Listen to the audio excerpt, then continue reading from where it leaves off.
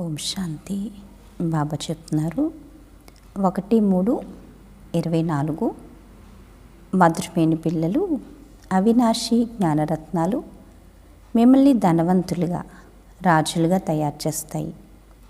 ఇది అనంతమైన స్కూలు. మీరు చదవాలి మరియు చదివించాలి. జ్ఞానరత్నాలతో జోలెను నింపుకోవాలి అని చెప్తున్నారు బాబా. ప్రశ్న: ఏ పిల్లలు అందరికీ ప్రేమనిపిస్తారు? ఉన్నతమైన పదవి కొరకు ఏ పురుషార్థం చేయాల్సిన అవసరం ఉంది? ప్రశ్న. జవాబు: ఏ పిల్లలైతే తమ జోలెని నింపుకొని అనేకులకు దానమునిస్తారో వారు అందరికీ ప్రియమనిపిస్తారు. ఉన్నతమైన పదవి కొరకు ఎంతోమంది ఆశీర్వాదాలు కావాలి. ఇందులో ధనానికి సంబంధించిన విషయం లేదు, కానీ జ్ఞానధనం ద్వారా అనేకుల కళ్యాణం చేస్తూ ఉండండి. ప్రసన్న చిత్తులు మరియు యోగి పిల్లలే తండ్రి పేరును ప్రత్యక్షం చేస్తారు. ఓం శాంతి. బాబా చెప్తున్నారు, ఆత్మీక తండ్రి కూర్చుని ఆత్మీక పిల్లలకు అర్థం చేయిస్తారు. ఇప్పుడు మేము తిరిగి వెళ్ళాలి అని పిల్లలకు తెలుసు. ఇంతకు ముందు అసలు తెలిసేది కాదు. తండ్రి పిల్లలకు అర్థం చేయిస్తారు. వారు అర్థం చేయించడం కూడా డ్రామా అనుసారంగా ఇప్పుడు రైట్ అనిపిస్తుంది. ఇంకెవరి విధంగా అర్థం చేయించలేరు. ఇప్పుడు మనం తిరిగి వెళ్ళాలి అని చెప్తున్నారు బాబా. అపవిత్రమైన వారు ఎవరూ తిరిగి వెళ్ళలేరు. ఈ జ్ఞానం కూడా ఈ సమయంలోనే లభిస్తుంది మరియు దీనిని ఒక్క తండ్రి మాత్రమే ఇస్తారు. మేము తిరిగి వెళ్ళాలి అని మొట్టమొదట ఈ విషయాన్ని గుర్తించుకోవాలి. బాబాను పిలిచేవారు, కానీ ఇంతకు ముందు అసలేమీ తెలిసేది కాదు. అకస్మాత్తుగా సమయం వచ్చినప్పుడు బాబా వచ్చేశారు. ఇప్పుడు కొత్త కొత్త విషయాలను అర్థం చేయిస్తూ ఉంటారు. పిల్లలకు తెలుసు ఇప్పుడు మనం తిరిగి వెళ్ళాలి అని. అందుకే ఇప్పుడు పద్ధతుల నుండి పావనులుగా అవ్వాలి, లేకపోతే శిక్షలు అనుభవించవలసి ఉంటుంది మరియు పదవి కూడా భ్రష్టమైపోతుంది. ఇక్కడ ఏ విధంగానైతే రాజుకు మరియు నిరుపేదకు మధ్యన వ్యత్యాసం ఉంటుందో, అలానే అక్కడ రాజుగా మరియు నిరుపేదగా అవుతారు. మొత్తం ఆధారమంతా పురుషార్థంపై ఉంటుంది. బాబా చెప్తారు, ఇప్పుడు తండ్రి అంటారు, మీరు స్వయమే పతితులుగా ఉండేవారు, అందుకే నన్ను పిలిచేవారు. ఇది కూడా ఇప్పుడు మీకు అర్థం చేయిస్తారు.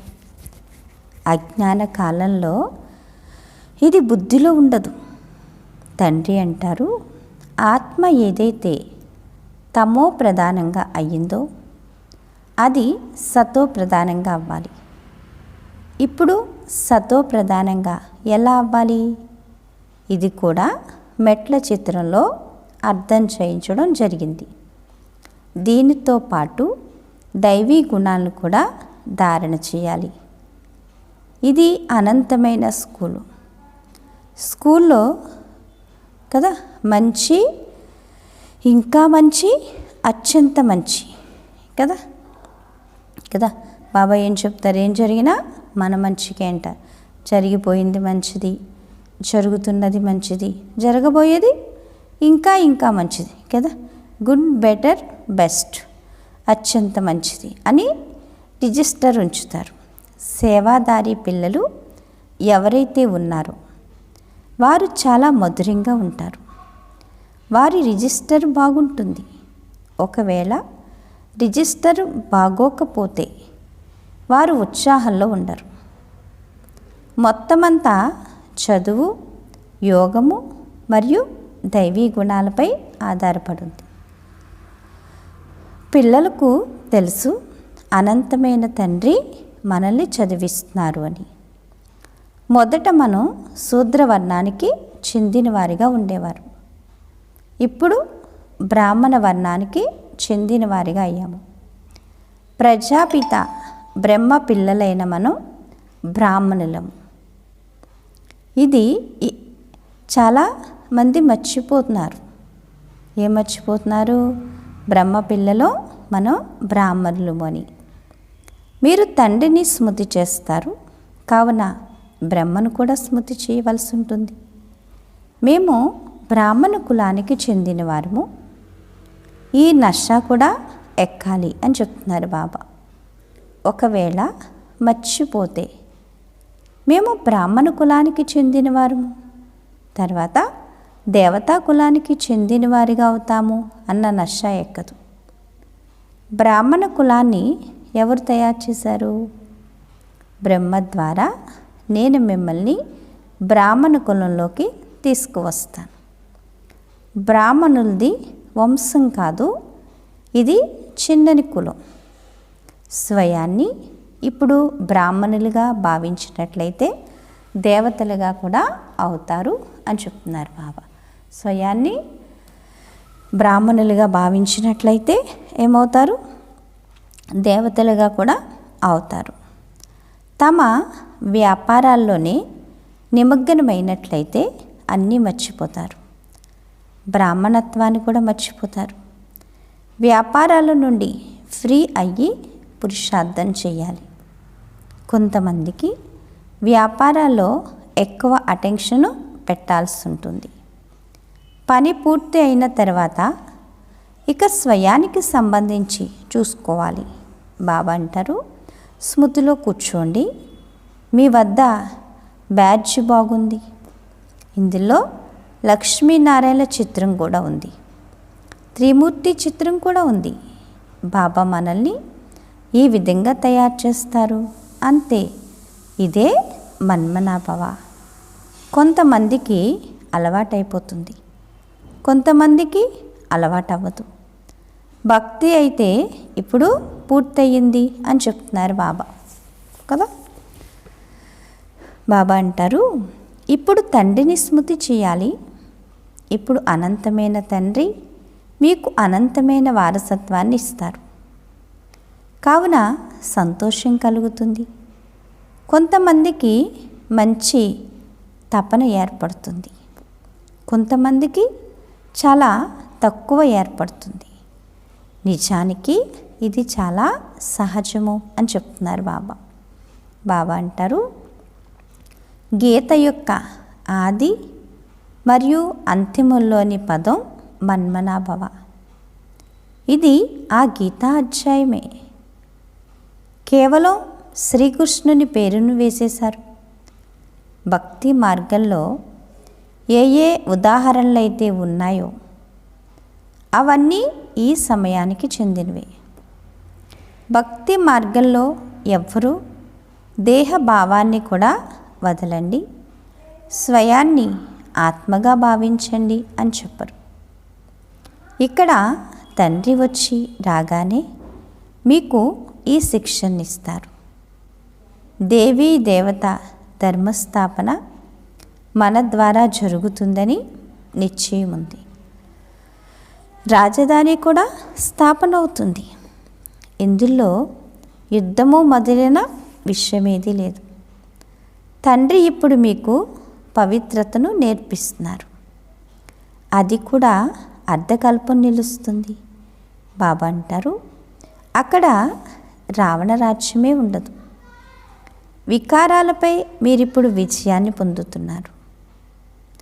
మనం కల్పక్రితం ఏ విధంగానైతే రాజధానిని స్థాపన చేశామో అచ్చంగా అదే విధంగా ఇప్పుడు చేస్తున్నామని మీకు తెలుసు. మన కొరకు ఈ పాత ప్రపంచం సమాప్తం అవ్వనున్నది. డ్రామా చక్రం తిరుగుతూ ఉంటుంది. అక్కడ బంగారమే బంగారం ఉంటుంది. ఒకప్పుడు ఏదైతే ఉండేదో అదే మళ్ళీ ఉంటుంది అని చెప్తున్నారు బాబా. ఇందులో తెకమకపడే విషయం ఏదీ లేదు. మాయా మత్స్యంద్రాటం చూపిస్తారు. జ్ఞానంలో బంగారు ఇటుకలను చూశారు. మీరు కూడా వైకుంఠంలో బంగారు మహల్లు చూస్తారు కదా. అక్కడి వస్తువులు మీరు ఇక్కడకు తీసుకురాలేరు. అది సాక్షాత్కారం కదా. కేవలం ఏంటి? సాక్షాత్కారం, చూడడం, స్వప్నం లాంటిది. భక్తిలో మీకు ఈ విషయాల గురించి తెలిసేది కాదు. ఇప్పుడు తండ్రి అంటారు, నేను మిమ్మల్ని తీసుకువెళ్ళేందుకు వచ్చాను. మీరు లేకుండా నాకు ప్రశాంతత అనిపించదు. బాబా ఏం చెప్తున్నారు చూసారా? తండ్రి ఏమంటున్నారు? నేను మిమ్మల్ని తీసుకువెళ్ళేందుకు వచ్చాను. ఎందుకు? ఇల్లులో పిల్లలు, ఇంట్లో పిల్లలు లేకపోతే సందడి ఉండదు. అలాగే మీరు లేకుండా నాకు ప్రశాంతత అనిపించదు.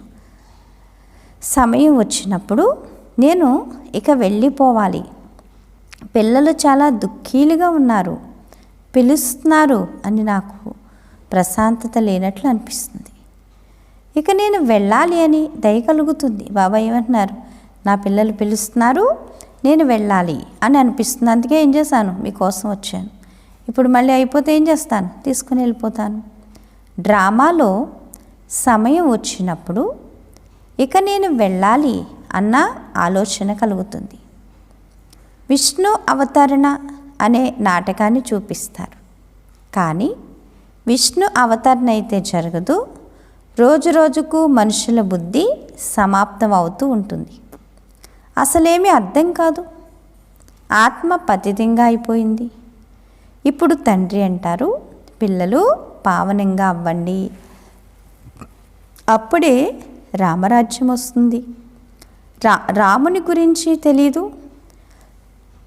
ఏ శిష్యుడినైతే పూజిస్తున్నారు, బాబా చెప్తున్నారు కదా, రాముని గురించి తెలీదు. ఏ శివుణ్ణైతే పూజిస్తున్నారో వారిని రాముడు అని అయితే అనరు. శివ బాబా అనడం శోభిస్తుంది. భక్తిలో రసానుభూతి ఏమీ లేదు. మీకు ఇప్పుడు రసానుభూతి కలుగుతుంది కదా. ఇప్పుడు ఏం కలుగుతుంది? మనకి ఆత్మీక ఆనందం కలుగుతుంది కదా, మానసిక సంతోషం కలుగుతుంది. తండ్రి స్వయంగా అంటారు, మధురమైన పిల్లలు, నేను మిమ్మల్ని తీసుకువెళ్ళేందుకు వచ్చాను.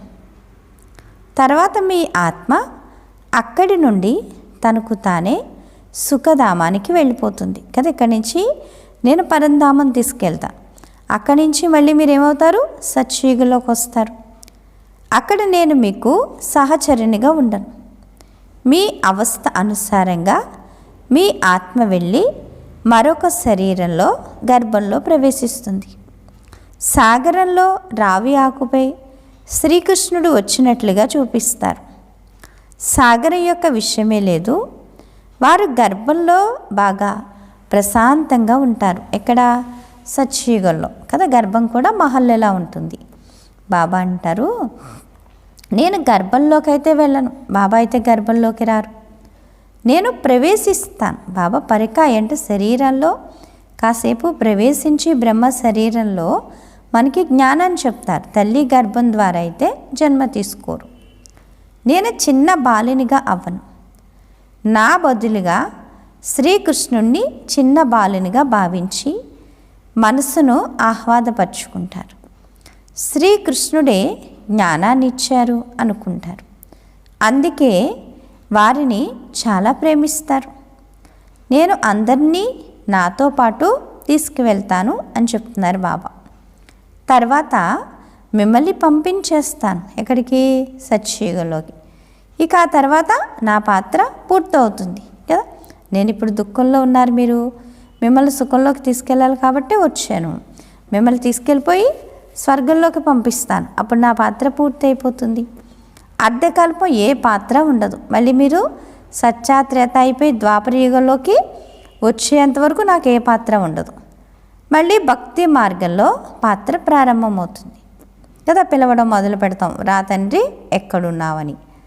ఇది కూడా డ్రామాగా తయారయ్యింది అని చెప్తున్నారు బాబా. బాబా అంటారు, ఇప్పుడు పిల్లలకు జ్ఞానాన్ని అర్థం చేసుకోవడము మరియు అర్థం చేయించడము సహజం. ఇతరులకు వినిపిస్తే సంతోషం కలుగుతుంది మరియు పదవి కూడా ఉన్నతమైంది పొందుతారు. ఇక్కడ కూర్చుని విన్నప్పుడు బాగా అనిపిస్తుంది, బయటికి వెళ్ళడంతో మర్చిపోతారు. ఏ విధంగా జైలు పక్షులు ఉంటారు, ఏవో ఒక తప్పుడు పనులు చేసి జైలుకు వెళ్తూనే ఉంటారు, వాళ్ళ డ్యూటీ అదే కదా. బాబా అంటారు, మీ పరిస్థితి కూడా ఇలాగే ఉంటుంది. గర్భంలో ప్రతిజ్ఞ చేస్తారు, తర్వాత అక్కడే ఉండిపోతుంది, మళ్ళీ మామూలే. మనుషులు పాపకర్మలు చెయ్యకుండా ఉండేందుకని ఈ విషయాలన్నీ తయారు చేశారు కదా. అంటే ఇలా అయినా కొంచెం పరివర్తన వస్తుంది అని. ఆత్మ సంస్కారాలను తనతో పాటు తీసుకువెళ్తుంది. అందుకే కొందరు బాల్యము నుండే పండితులుగా అయిపోతారు. ఆత్మ నిర్లేపి అని మనుషులు భావిస్తారు, కానీ ఆత్మ నిర్లేపి కాదు అంటున్నారు బాబా. మంచి లేక చెడు సంస్కారాలను ఆత్మయే తీసుకువెళ్తుంది, అందుకే కర్మలను అనుభవిస్తుంది. ఇప్పుడు మీరు పవిత్ర సంస్కారాలను తీసుకువెళ్తారు, మీరు చదువుకుని పదవిని పొందుతారు. బాబా అంటారు, బాబా అయితే ఆత్మల గుంపు అంతటిని తిరిగి తీసుకువెళ్తారు. కొందరే మిగిలింటారు, వారు చివర్లో వస్తూ ఉంటారు. ఎవరైతే చివర్లో వచ్చేది ఉంటుందో వారే అక్కడ ఉంటారు కూడా. బాబా అంటారు, ఇది మాల కదా, నెంబర్ వారీగా తయారవుతూ ఉంటారు. ఇకపోతే వారిలో ఎవరైతే తయారవుతారో వారు స్వర్గంలో కూడా చివర్లో వస్తారు. బాబా ఎంత బాగా అర్థం చేయిస్తారు. కొంతమందికి ధారణ జరుగుతుంది, కొంతమందికి జరగదు. అవస్థ అలా ఉంటే పదవి కూడా అలాంటిదే లభిస్తుంది కదా. ఏ అవస్థ ఉంటే అదే పదవి లభిస్తుంది. బాబా చెప్తున్నారు, పిల్లలైన మీరు దయార్థ హృదయులుగా కళ్యాణకారులుగా అవ్వాలి. డ్రామాయే అలా తయారు చేయబడింది, ఎవరిపైన దోషం వేయడానికి లేదు. కల్పక్రితం ఎంతైతే చదువుకుని ఉంటారో అంతే చదువుకుంటారు, అంతకన్నా ఎక్కువ చదవలేరు. ఎంతగా పురుషార్థం చేయించిన మార్పు ఏమీ ఉండదు అంటున్నారు బాబా. కానీ ఎవరికైనా వినిపిస్తే మాత్రం మార్పు వస్తుంది. నెంబర్ వారీగా అయితే ఉండనే ఉన్నారు. రాజు ఎక్కడా, నిరుపేద ఎక్కడా, తేడా ఉంది కదా. ఈ అవినాశి జ్ఞానరత్నాలు రాజులుగా తయారు చేస్తాయి. ఒకవేళ పురుషార్థం చెయ్యకపోతే నిరుపేదలుగా అయిపోతారు. ఇది అనంతమైన స్కూలు కదా. ఇదేంటి అనంతమైన స్కూలు. ఇందులో ఫస్ట్, సెకండు, థర్డు ఉంటాయి. భక్తిలో చదువు యొక్క విషయమే ఉంటుంది కదా. బాబా చెప్తున్నారు, భక్తిలో చదువు యొక్క విషయమే ఉండదు అంటున్నారు బాబా. అక్కడంతా కిందకి దిగజారే విషయమే, కానీ చాలా శోభానీయంగా ఉంటుంది. తాళాలు వాయిస్తారు, మహిమ చేస్తారు. ఇక్కడైతే శాంతిగా ఉండాలి. భజనలు మొదలైనవైతే లేవు. మీరు అర్ధకల్పం భక్తి చేశారు. భక్తి యొక్క ఆడంబరం ఎంతగా ఉంటుంది కదా. భక్తికి ఫలమే ఎవరు? భగవంతుడు. అందరికీ తమ తమ పాత్ర ఉంటుంది అని చెప్తున్నారు బాబా. ఎవరి పాత్ర వాళ్ళు అభినయించాలి. కొందరు పడిపోతారు, కొందరు ఎక్కుతారు, కొందరి భాగ్యం బాగుంటుంది, కొందరిది తక్కువగా ఉంటుంది. పురుషార్థం అయితే బాగా ఎక్కిరసం కదా. పురుషార్థం అయితే బాబా ఎక్కిరసంగా చేయిస్తారు. పురుషార్థం అయితే బాబా బాగానే చేయిస్తారు, కానీ చేయడంలోనే తేడా ఉంటుంది కదా. బాబా అంటారు, పురుషార్థం అయితే బాబా ఏకీరసంగా చేయిస్తారు. చదువు కూడా ఒకటే, అలాగే టీచర్ కూడా ఒక్కరే, మిగిలిన వారంతా ఎవరు? మాస్టర్ కదా. బాబా చెప్తున్నారు, ఎవరైనా పెద్ద వ్యక్తి తీరిక లేదు అని అంటే ఇంటికి వచ్చి చదివించమంటారా అని వారిని అడగండి. ఎందుకంటే వారికి తమ అహంకారం ఉంటుంది. ఒక్కరిని పట్టుకుంటే ఇతరులపై కూడా ప్రభావం పడుతుంది. ఒకవేళ వారు కూడా ఎవరికైనా ఈ జ్ఞానం బాగుంది అని అనిపిస్తే వీరికి కూడా బ్రహ్మకుమారిల సాంగత్యం అంటుకుంది అని అంటారు. అందుకే కేవలం బాగుంది అని మాత్రం అంటారు. పిల్లల్లో యోగ బలం మంచిగా ఉండాలి. జ్ఞానమనే ఖడ్గంలో యోగమనే పదును కావాలి. బాబా అంటారు, ప్రసన్న చిత్తులుగా మరియు యోగీలుగా ఉంటే వారు పేరును ప్రత్యక్షం చేస్తారు. నెంబర్ వారీగా అయితే ఉన్నారు. రాజధాని తయారవ్వనున్నది. ధారణ అయితే చాలా సహజము అని తండ్రి అంటారు. బాబా చెప్తున్నారు, బాబాను ఎంతగా స్మృతి చేస్తే అంత ప్రేమ ఉంటుంది. ఎంత స్మృతి చేస్తే అంత ప్రేమ ఉంటుంది. ఆకర్షణ కలుగుతుంది. సూది శుభ్రంగా ఉంటే అయస్కాంతం వైపుకు ఆకర్షింపబడుతుంది. తుప్పు ఉంటే ఆకర్షింపబడదు. ఇక్కడ కూడా అలాగే ఉంటుంది. మీరు శుభ్రంగా అయితే మొదటి నెంబర్లోకి వెళ్ళిపోతారు. తండ్రి స్మృతితో తుప్పు వదులుతుంది అని చెప్తున్నారు బాబా. బాబా అంటారు, బలిహారమంతా మీదే గురువుగారు అన్న గాయనం ఉంది కదా. బలిహారమంతా మీదే గురువుగారు అన్న గాయనం ఉంది కదా. అందుకే గురు బ్రహ్మ గురు విష్ణు అని అంటారు. బాబా చెప్తారు, అక్కడ నిశ్చితార్థం చేయించే గురువు మానవుడు. మీరు శివుడితో నిశ్చితార్థం చేసుకుంటున్నారు. బ్రహ్మతో కాదు. మన యొక్క సంబంధం ఎవరితోటి? శివ బాబాతోటే కదా. బ్రహ్మబాబా కూడా ఎవరితో పెట్టుకుంటారు? శివ బాబాతోటే. అందుకే బాబా ఏమంటారు, శివ బాబాని స్మృతి చేయండి, బ్రహ్మ బాబాని ఫాలో చేయండి. కావున స్మృతి కూడా శివుణ్ణే చేయాలి. మధ్యవర్తి చిత్రం యొక్క అవసరం లేదు. నిశ్చితార్థం పక్కా అయిన తర్వాత ఒకరినొకరు తలుచుకుంటూ ఉంటారు. అప్పుడు ఇతనికి కూడా మధ్యవర్తి రుసుము లభిస్తుంది కదా. ఇతనికి మధ్యవర్తి కూడా ఏం లభిస్తుంది?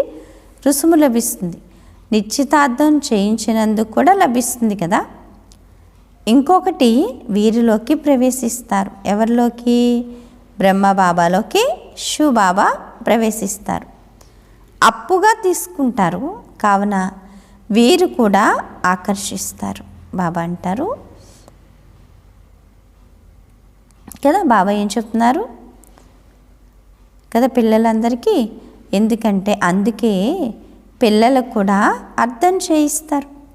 ఎంతగా మీరు అనేకుల కళ్యాణం చేస్తారో అంతగా మీకు ప్రతిఫలం లభిస్తుంది. ఇవి జ్ఞానానికి సంబంధించిన విషయాలు అని చెప్తున్నారు బాబా. ఇతరులకు జ్ఞానం ఇస్తూ ఉన్నట్లయితే ఆశీర్వాదాలు లభిస్తాయి. ధనం యొక్క అవసరం లేదు. మా అమ్మ వద్ద ధనం లేదు, కానీ వారు అనేకల కళ్యాణం చేశారు. డ్రామాలో ప్రతి ఒక్కరికి పాత్ర ఉంది. కొంతమంది ధనవంతులు ధనాన్ని ఇస్తారు, మ్యూజియం తయారు చేస్తారు. అప్పుడు అనేకుల ఆశీర్వాదాలు లభిస్తాయి. వారికి మంచి షావుకారు పదవి లభిస్తుంది అని చెప్తున్నారు.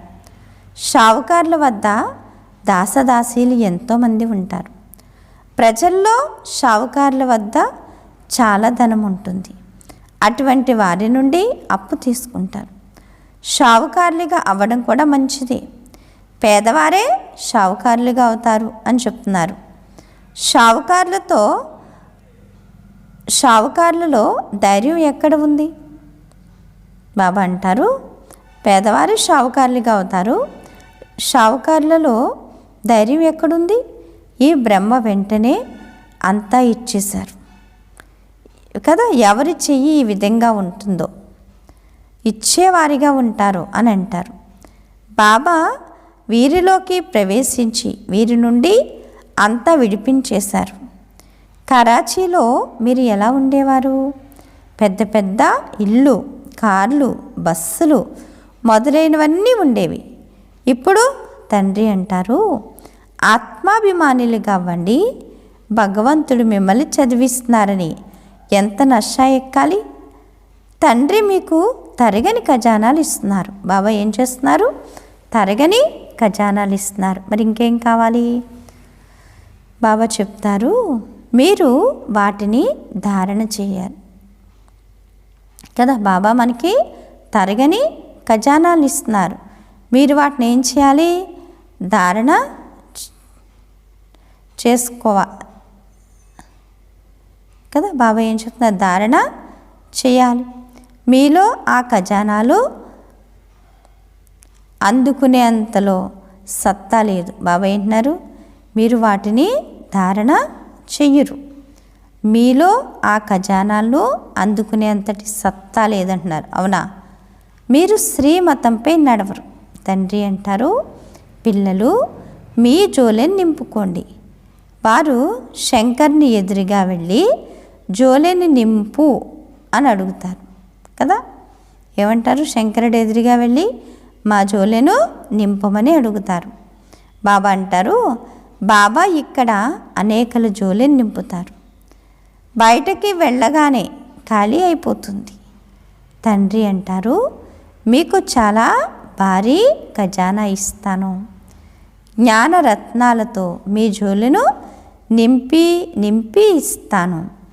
అలా ఇస్తున్నప్పటికీ తమ జోలెను నింపుకునేవారు నెంబర్ వారీగా ఉన్నారు. వారు మళ్ళీ దానం కూడా చేస్తారు. బాబా అంటారు, అందరికీ ప్రేమ అనిపిస్తారు కూడా తమ వద్ద కదా. బాబా అంటారు, తమ వద్ద లేనే లేకపోతే ఇంకేమిస్తారు చెప్పండి? మన వద్ద ఉంటే ఇస్తామా, లేకపోతే ఇస్తామా? ఉంటేనే కదా ఇవ్వగలుగుతాం, లేకపోతే ఏమి ఇవ్వలేము. బాబా చెప్తున్నారు, మీరు 84 జన్మల చక్రం గురించి మంచి రీతిలో అర్థం చేసుకోవాలి మరియు అర్థం చేయించాలి. ఇకపోతే యోగం విషయంలో శ్రమించాలి.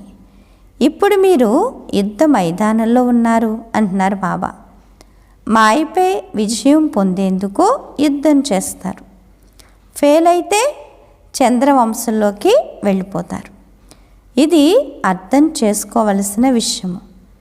బాబా మీరు ఎంత కదా, బాబా మీరు ఎంత వారసత్వాన్ని ఇస్తారు అని పిల్లలకు అపారమైన సంతోషం ఉండాలి. లేస్తూ కూర్చుంటూ మొత్తం రోజంతా ఇది బుద్ధిలో ఉంచుకోవాలి. ఏంటి? అప్పుడే ధారణ జరగగలదు. యోగమే ముఖ్యమైనది అని చెప్తున్నారు. యోగం ద్వారానే మీరు విశ్వాన్ని పవిత్రంగా తయారు చేస్తారు. జ్ఞానం అనుసారంగా మీరు రాజ్యం చేస్తారు.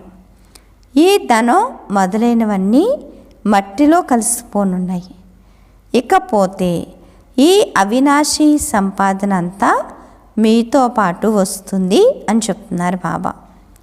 ఎవరైతే తెలివైన వారిగా ఉంటారో వారు మేము బాబా నుండి పూర్తి వారసత్వాన్ని తీసుకుంటాము అని అంటారు. భాగ్యంలో లేకపోతే పైసా విలువ చేసే పదవిని పొందుతారు అని చెప్తున్నారు. అంతా ఇచ్చినా కూడా భాగ్యంలో లేదు, తీసుకోలేదనుకోండి, ఏ పదవిని పొందుతారు? పైసా విలువ చేసే పదవిని పొందుతారు. అచ్చా, బాబా చెప్తున్నారు, మధురాతి మధురమైన సిక్కేలదే పిల్లలకు మాతాపిత బాప్దాదాల ప్రియ స్మృతులు మరియు గుడ్ మార్నింగ్. ఆత్మీక పిల్లలకు ఆత్మీక తండ్రి నమస్తే. ధారణ కొరకు ముఖ్య సారము ఫస్ట్ పాయింట్. మీ చదువు మరియు దైవీ గుణాల రిజిస్టర్ను మంచిగా ఉంచుకోవాలి. చాలా చాలా మధురంగా తయారవ్వాలి. మేము బ్రహ్మముఖ వంశావళి బ్రాహ్మణులము అన్న ఈ నశాలో ఉండాలి అని చెప్తున్నారు. సెకండ్ పాయింట్, సర్వుల ప్రేమను మరియు ఆశీర్వాదాలను ప్రాప్తి చేసుకునేందుకు జ్ఞానరత్నాలతో తమ జోలిని నింపుకుని దానమివ్వాలి. అనేకల కళ్యాణానికి నిమిత్తంగా అవ్వాలి అని చెప్తున్నారు బాబా. వరదానము, ప్రతి కర్మలో తండ్రితో భిన్న భిన్న సంబంధాలలో స్మృతి స్వరూపులుగా అయ్యే శ్రేష్ఠ భాగ్యవాన్ భవ. ప్రతి కర్మలో తండ్రితో భిన్న భిన్న సంబంధాల్లో స్మృతి స్వరూపులుగా అయ్యే శ్రేష్ఠ భాగ్యవాన్ భవ. మొత్తం రోజంతట్లో ప్రతి కర్మలో అప్పుడప్పుడు భగవంతుని సహచర్ని రూపాన్ని, అప్పుడప్పుడు జీవిత భాగస్వామి రూపాన్ని, అప్పుడప్పుడు గారాబాల బిడ్డ రూపాన్ని, ఎప్పుడైనా నిరాశ చెందితే సర్వశక్తివంతుని స్వరూపంలో మాస్టర్ సర్వశక్తివాన్ యొక్క స్మృతి స్వరూపాన్ని ఎమర్జు చేసుకోండి. అప్పుడు మనసు సంతోషిస్తుంది అంటున్నారు బాబా. మరియు తండ్రి తోడును స్వతహాగా అనుభవం చేస్తారు. అప్పుడిక ఈ బ్రాహ్మణ జీవితం సదా అమూల్యమైందిగా, శ్రేష్ఠ భాగ్యవంతమైందిగా అనుభవం ఉంటుంది అని చెప్తున్నారు బాబా కదా. ఎలాగా శ్రేష్ఠ భాగ్యవంతమైందిగా అనుభవం అవుతూ ఉంటుంది అని చెప్తున్నారు. స్లోగన్ను, బ్రహ్మబాబా సమానంగా అవ్వడము అనగా సంపూర్ణత యొక్క గమ్యానికి చేరుకోవడం. ఏంటి? బ్రహ్మబాబా సమానంగా అవ్వడము అనగా సంపూర్ణత యొక్క గమ్యానికి చేరుకోవడము అని చెప్తున్నారు బాబా. అచ్చ మధురాతి మధురమైన ఆత్మీక తండ్రికి ఆత్మీక పిల్లల యొక్క ప్రియ స్మృతులు. గుడ్ మార్నింగ్ మరియు నమస్తే. నమస్తే నమస్తే. మధురమైన బాబా, ప్రియమైన బాబా, నా బాబా, ఓం శాంతి. బాబా చెప్తున్నారు ఈరోజు స్వమానం, నేను శ్రేష్ఠ భాగ్యవాన్ ఆత్మని అనుకోండి. ఏంటి? నేను శ్రేష్ఠ భాగ్యవాన్ ఆత్మను. అచ్చా, ఓం శాంతి. Thank you Baba.